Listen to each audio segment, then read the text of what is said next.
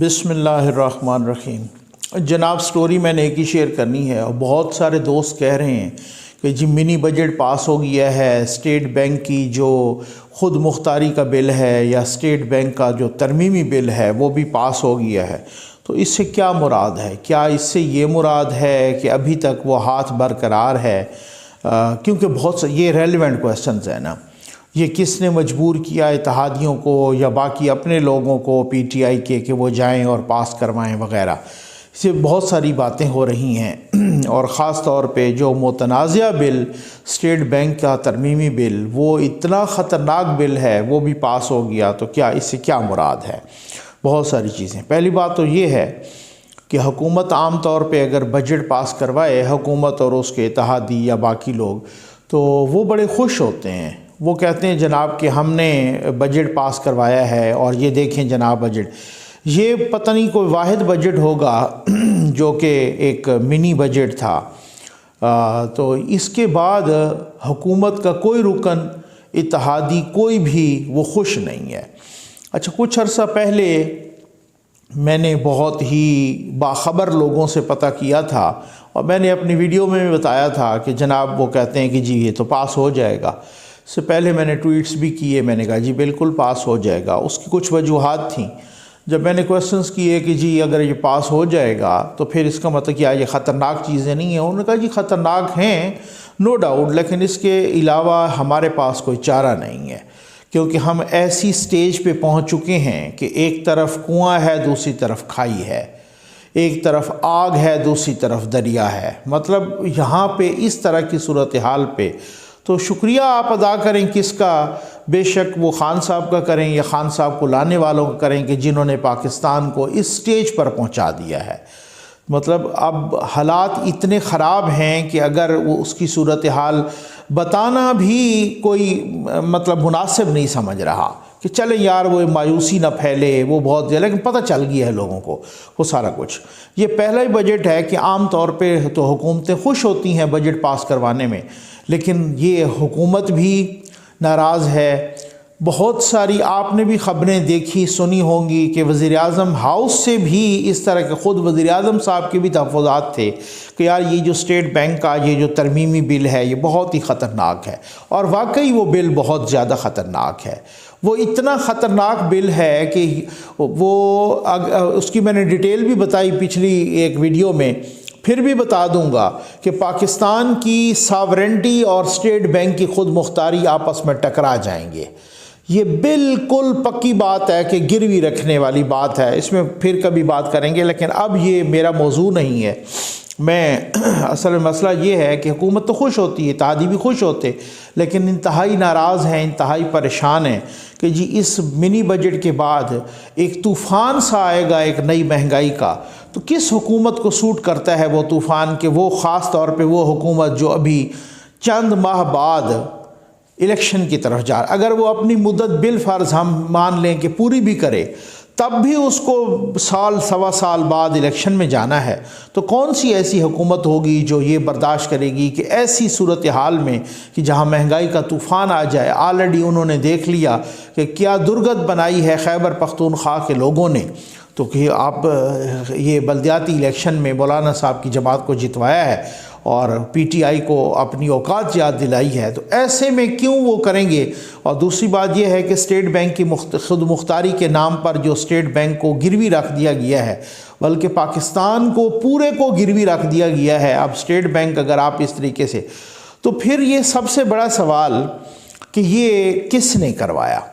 جی ہاں، یہ پکی بات ہے کروایا انہوں نے ہی ہے، ہمیشہ جو کرواتے ہیں، لیکن اب ان کے پاس چارہ کوئی نہیں تھا۔ انہوں نے کوئی کپتان صاحب، کچھ لوگ اس کو یوں اگر انٹرپریٹ کریں، ابھی تک تو خیر میرا خیال ہے غالباً کسی نے کیا بھی نہیں ہے، لیکن اگر کوئی کریں بھی صحیح کہ جی یہ تو وہ دیکھیں جس طرح سے کوئی میڈیا پہ چل رہا ہے، آپ دیکھ رہے ہیں کہ یہ دیکھیں ابھی تک بھی وہ ایک پیج پر ہیں، کیونکہ دیکھیں انہوں نے منی بجٹ بھی پاس کروا دیا، انہوں نے اسٹیٹ بینک کی ترمیمی بل بھی وہ بھی پاس کروا دیا، تو اس کا مطلب یہ ہے کہ ان کا ہاتھ ہے۔ تو لیکن سر ایسا نہیں ہے، اب صورتحال بدل چکی ہے۔ یہ جو منی بجٹ یا اسٹیٹ بینک کی خود مختاری یا یہ جو ترمیمی بل پاس ہوا ہے، یہ کپتان صاحب کی محبت میں نہیں ہوا، یہ کسی اور وجہ سے ہوا ہے۔ اس کی وجہ یہ ہے کہ اگر یہ منی بجٹ پاس نہ ہوتا، اگر یہ اسٹیٹ بینک والا بل پاس نہ ہوتا، اور خاص طور پہ منی بجٹ اگر پاس نہ ہوتا، تو یوں سمجھ لیں کہ اس کو حکومت کے خلاف ایک عدم اعتماد تصور کیا جاتا۔ معاف کیجیے گا۔ اور ظاہر ہے کہ جب کوئی حکومت بجٹ ہی پاس نہ کروا پائے تو ایک عدم اعتماد ہوتا ہے۔ چند روز پہلے، یہ ابھی 2-3 روز پہلے مختلف جگہوں سے خبریں آئیں، ذرائع نے بتایا کہ شہباز صاحب کی بڑی ایک اہم ملاقات ہوئی خفیہ، اور خفیہ کہاں ہوتی ہے آپ کو پتہ ہے، بتانے کی ضرورت کوئی نہیں ہے۔ انہوں نے پھر بلاول صاحب کو بھی میسج کیا، انہوں نے مولانا صاحب کو بھی میسج کیا، بھائی حالات بڑے ٹھیک جا رہے ہیں، ٹھیک ہو گیا ہماری فیور میں، صحیح ہے۔ تو اب یہ ہے کہ یہ والی صورتحال ہے، اب اس کو کرنا پڑے گا، کیونکہ اس کی وجہ یہ ہے 2-3 وجوہات ہیں۔ ایک تو وہ ڈیفالٹ والی بات ہے نا کہ جی پاکستان ڈیفالٹ کرے گا، یہ کرے گا، وہ کرے گا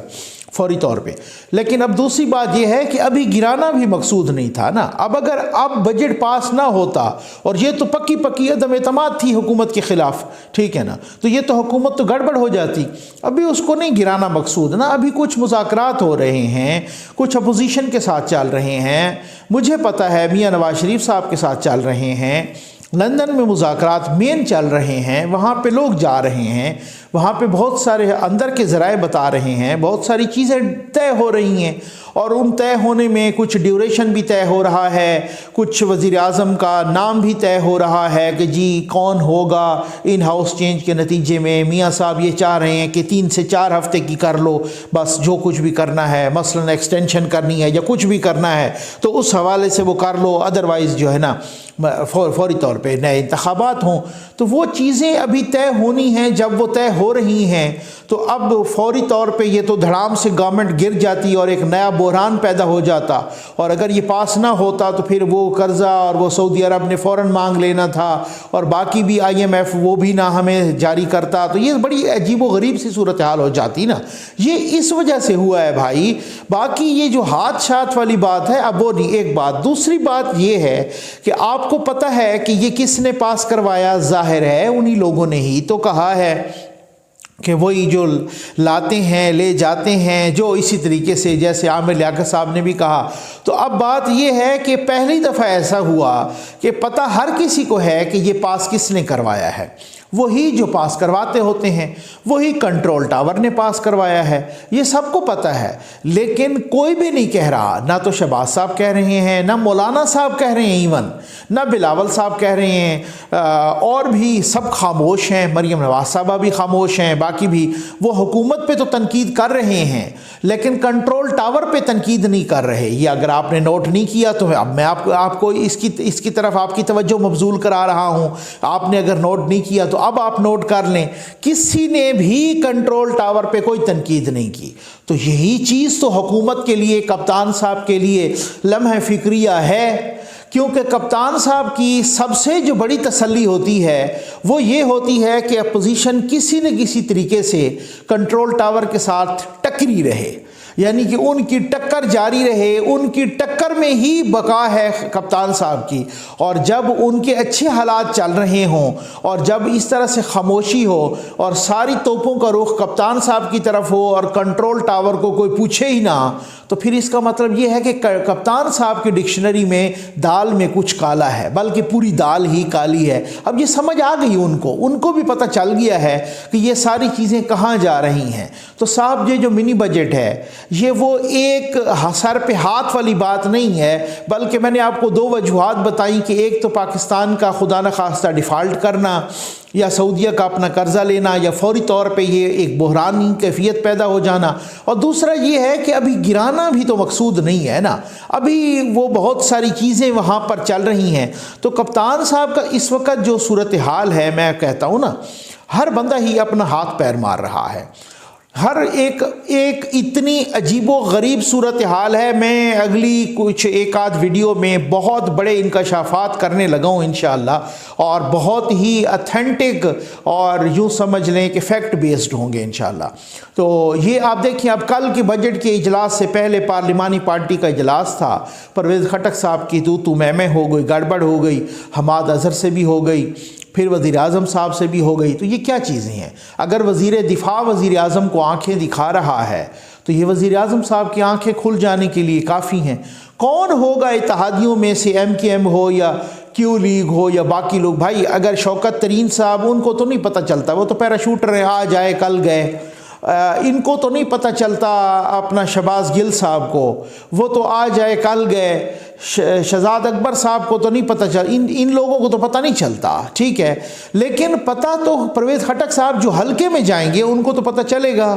جو باقی پی ٹی آئی کے لوگ ہیں جو حلقوں میں جائیں گے ان کو پتہ ہے کہ ہم حلقوں میں جا ہی نہیں سکتے، ہمیں لوگ جس طریقے سے ریئیکٹ کر رہے ہیں ان کو تو پتہ چلے گا۔ جو باہر کے آئے ہوئے چھاتہ بردار ہیں ان چھاتہ برداروں کو تو فرق نہیں پڑے گا، لیکن ایم کے ایم کے لوگ جو گراؤنڈ پہ جائیں گے اور ووٹ مانگیں گے، اسی طرح سے کیو لیگ ہو، باقی اتحادی ہوں، یہ وہ سارے جو کریں گے تو پھر ان کو تو پتہ چلے گا، ان کو تو لوگ پوچھیں گے بھائی آپ تو ساتھ کھڑے، تو وہ تو بہانے مانگ رہے ہیں کہ کسی طریقے سے ہمیں اشارہ ہو اور ہم جناب یہاں سے نکلیں۔ اب جو اگلا پی ڈی ایم کا اجلاس ہو رہا ہے 25 کو غالباً ہے، اس میں فیصلہ ہوگا کہ جی کب وہ عدم اعتماد آنی ہے اور کیا صورتحال، اور اگر واقعی یہ فیصلہ ہو جاتا ہے کہ کب آنی ہے یا کب لانی ہے تو پھر آپ دیکھ لیجئے گا، پھر اسی وقت پتہ چل جائے گا کہ ہاتھ اٹھتا ہے یا نہیں۔ لیکن اس میں بہت ساری کچھ چیزوں کے خطرناک اشارے بھی ہیں، وہ خطرناک اشارے میں آپ کو اگلی ویڈیو میں بتاؤں گا۔ وہ اتنے خطرناک اشارے ہیں کہ بہت ہی ایک ٹسل کی سی فضا ہے، آپ دیکھیں کہ وہ کس کے اعصاب جواب دیتے ہیں اور کیا صورتحال بنتی ہے۔ امید ہے آپ کو ویڈیو پسند آئی ہوگی۔ آپ کا بہت بہت شکریہ۔